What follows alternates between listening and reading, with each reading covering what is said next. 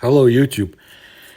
The Alpha Spetsnaz, or Special Forces unit, was created in 1974 and had the unofficial status of the most elite special forces, first in the USSR and then in Russia. Soviet military analysts initiated the creation of an anti-terrorist special unit in the USSR. Alpha combatants, or fighters, have repeatedly shown themselves in battles during the Afghan War, combat operations in the Caucasus, and in the fight against terrorist organizations in Russia and beyond. From the very first day of its founding, the Special Forces unit accepted into its rank only those who had passed a number of vigorous tests and were already an employee of the State Security Committee, referring to the KGB. Candidates were required to demonstrate excellent physical fitness. Many of them were masters of sports. In addition, the availability of higher education was and still is an essential condition. A specific recruitment requirement is the height of candidates. It must be at least 175 centimeters. Such restrictions are dictated, first of all, by the fact that ballistic assault shields in equipment are not designed for shorter height. In addition, the age of a candidate for a combat unit should not exceed 25 years, except for those who served in other special forces. The difficulty of selecting a unit, which is incredibly high to this day, is dictated by the wide range of goals of special forces soldiers. Tasks must be performed both on the ground, underwater, and in the air. At training camps, combatants train in diving, open assault, and sabotage behind the enemy lines. The officers of the Special Forces brought their proven system to the level of art. Conventional signals, elite equipment of domestic production, and military equipment up to submarines are being used. There was also a place for unusual types of weapons, such as a flashlight, taser, or knife pistol. Those undergoing training, like real warriors, are taught to shoot on the move, in conditions of limited visibility and guided by sound.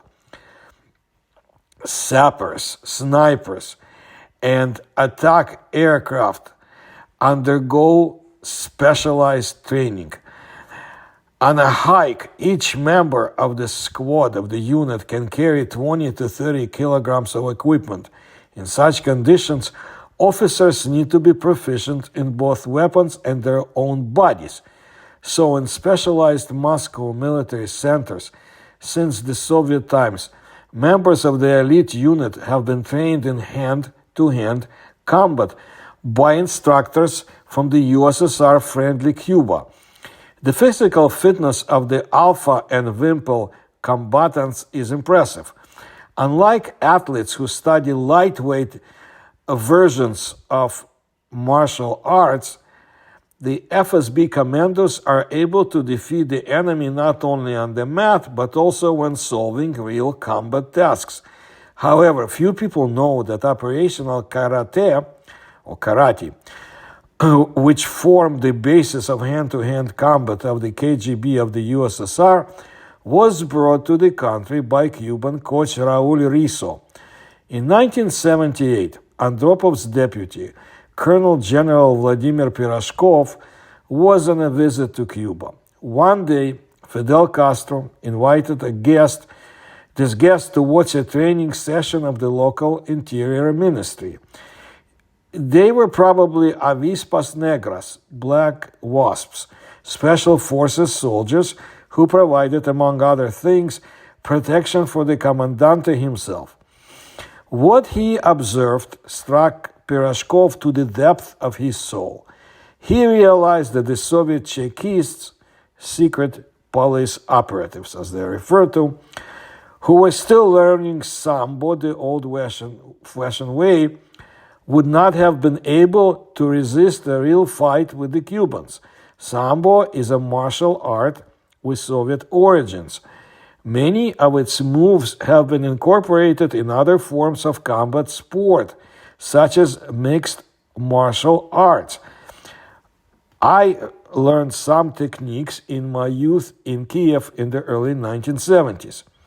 And the times during that visit to Cuba by Andropov's men were troubled. Increasingly, law enforcement officers were confronted by well-trained militants. Everyone remembered the hostage-taking of Israeli participants at the Munich 1972 Olympics, and no one wanted something like this to happen again at the upcoming games in Moscow. Therefore, the Lubyanka, headquarters of the KGB, decided to learn more about Cuban operational karate. This combat system was developed by Officer Domingo Rodriguez Oquendo, better known as Raul Riso. He took the elite style of karate at Joshinmon as the basis. Since 1968, Riso had studied with karate master Kobayashi Seiki, who came to Cuba, as well as with the founder of the style, Hoshi Ikeda. Raul lived in Japan for several years, learning his skills and at the same time improving the system for practical needs. The Cuban discarded everything superfluous, leaving the most killer techniques. Each movement of the operational karate corresponds to a specific task of neutralizing the enemy. Riso taught how to hit particularly vulnerable points, as well as use various tricks in battle to defeat a stronger opponent. The slogan, "Karate is a weapon of revolution," has even become popular in Cuba. Experts noted that the operational karate system developed by Raul Riso and used by the Cuban Special Forces surpassed all Western analogs and even traditional Eastern disciplines in its applied characteristics. According to the State Security or KGB Major General Valery Velichko, it should be noted that such a system could not have been created in the USSR itself, since trips to Japan as a capitalist country were not welcome. Raul Riso was sent to the Soviet Union along with his student Ramiro Charino. The Cuban coaches created a real sensation. During the 3-month training camps at the Dynamo Stadium in late 1978 and early 1979, they trained 3 groups of instructors who, in turn, passed on operational karate to hundreds and thousands of employees of the Soviet security forces. The first 15 students of Raul Riso developed combat or applied karate of a domestic standard, although it was based on the same school of Joshinmon. The program of military physical training of state security officers, operational karate, was included at the suggestion of Yuri Maryashin, the future head of the school of Joshinmon Karate Do in the USSR. Another notable popularizer of the system was the martial arts master, Colonel Alexei Alexandrov, who wrote the textbook Fundamentals of Hand-to-Hand Combat. The General Karate School became an important milestone in the way of cooperation between the USSR and Cuba. One of the final exams in hand-to-hand combat in the KGB was even attended by the brother of the Cuban leader, Raul Castro.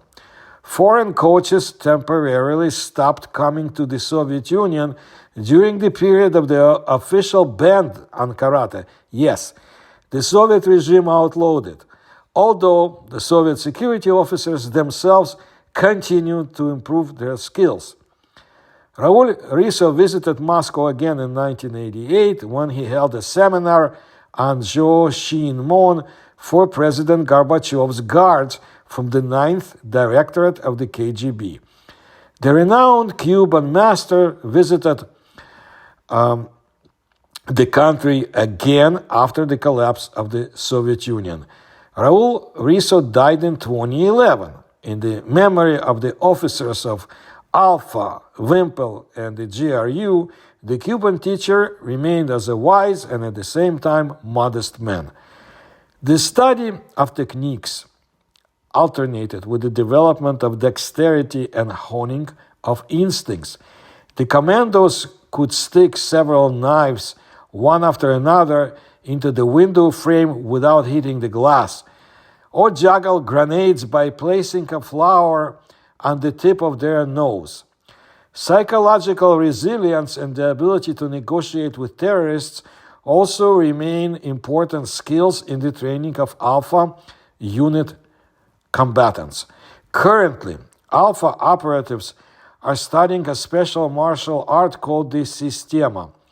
Mikhail Ryabko, who passed in 2023, the creator of the Systema, was concerned about the fact that many Special Forces soldiers were affected psychologically by the consequences of the fight.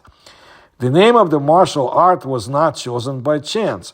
It is, in fact, a whole philosophical system, like Chinese Wushu. The technique is based on 4 key principles: breathing, relaxation, maintaining the correct posture, movement. It is relaxation that helps to avoid particularly acute situations. The key task is not to inflict the greatest damage to the enemy, but to maintain a stable position in battle. In the first classes, students are taught only relaxation, no fighting techniques. According to the Systema, they do not hold competitions and do not give out belts, but the sections continue to function, and work has recently begun to adopt this technique for ordinary people. People who practice sports often have this question: which style is better and stronger, Russian or Oriental? Mikhail Vasilyevich Ryabko declared on the topic as follows: if a person is engaged in karate, let him do it. If he likes aikido, let him. Each type of martial arts has its advantages and disadvantages, positive and negative aspects. It's just stupid and dangerous not to notice it. It's another matter when we talk about Russian martial arts, their traditions and preferences.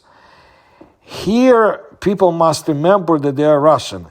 Their genotype was formed in certain climatic, social, and political conditions, different from both Western and Oriental ones. And what is familiar to them may well turn out to be inconvenient and inappropriate for Russian conditions. In general, it's like comparing an elephant and a whale. Who is stronger? No one. It's just that everyone is good in their own way, and in order to identify the style winner, it is necessary to hold competitions. As they say in the Orient, there are no styles better or worse. There are just weaker and stronger masters. But we must not forget that each martial arts system has its own rules for conducting competitions, and in order to hold a general tournament, even in martial arts, it is necessary to introduce certain restrictions. This is what I wanted to let you know about the Spetsnaz martial arts training. And I will bring you more information about the Spetsnaz as I have before, and you can look in my channel for a number of videos about the Soviet and now Russian Special Forces. And if you like my videos, please kindly support me through the links you'll find in the description to this video. Please subscribe to my channel, and please make sure you hit the button notification when you do. Thank you for your attention to my work.